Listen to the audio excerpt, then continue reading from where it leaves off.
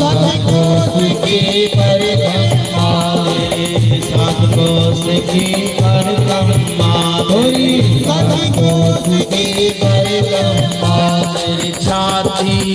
तेरी छाती बनी विशाल विशाल, तेरे माथे मुकुट विराज गया। तेरी छाती बनी विशाल और विशाल, तेरे माथे मुकुट विराज गया। श्री गोवर्धन महाराज महाराज, तेरे माथे मुकुट विराज गया। महाराज तेरे माथे मुकुट विराज गया। श्री गोवर्धन महाराज महाराज, तेरे माथे मुकुट विराज गया।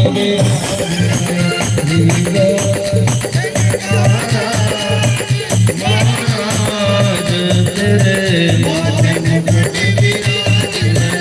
तेरे माथे मुकुट विराज गया।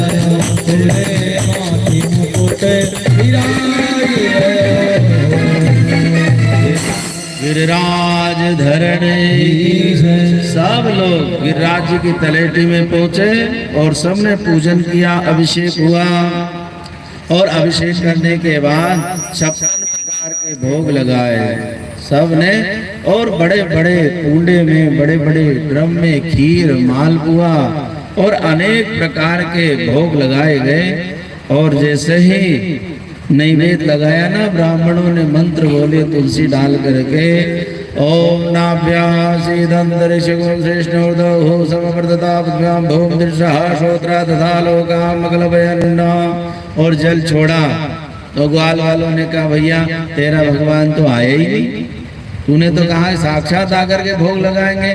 तो सबसे कहा भगवान ने, सब नेत्र बंद करो। सबने नेत्र बंद करे, एक स्वरूप से भगवान गिरिराज जी में प्रतिष्ठित होकर के, और सब 56 प्रकार का जो भोग लगा था सबको पाने लगे। बड़े बड़े कुंडों से खीर चल रही थी, फिर छोटे मोटे क्या करछी चम्मच से खाए।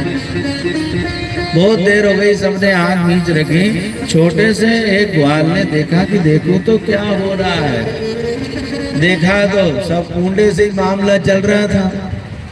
तो कन्हैया से कहा, कन्हैया तेरा भगवान कोई प्रसाद मरसाद भी छोड़ेगा कि नहीं भैया, सब कुंडे से ही चल रहा है मामला।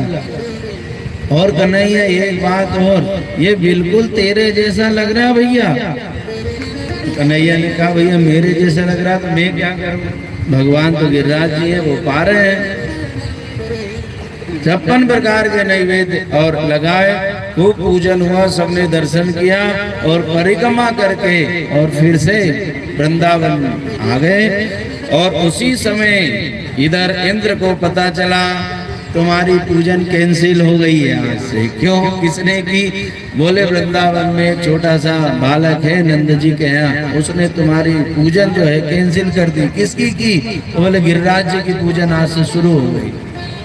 इंद्र को क्रोध आया, अपने सामर्थ्य नाम आदि मेघों को आदेश दिया कि ब्रजमंडल में जाकर के इतनी जोरदार बारिश करो वहां कोई बचना नहीं चाहिए।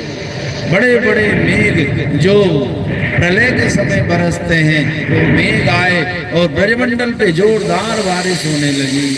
पर्जन्यो भगवान इंद्रो मेघस्तस्यात्ममूर्तया देवीर्वर्धन्ति भूतानां पीडनम जीवनम वयः। बड़े बड़े मेघ आकर के गर्जना करने लगे, बरसने लगे। सब ग्वाल बाल दौड़ करके कन्हैया के पास गए, नंद बाबा के पास गए। कहा भैया देखो हमने कहा था इंद्र कोप करेगा, अब इंद्र के कोप से कौन बचाएगा हमको? तो कन्हैया ने कहा भैया देखो जिसकी पूजन की है ना उसकी शरण में चले। तो सब गए।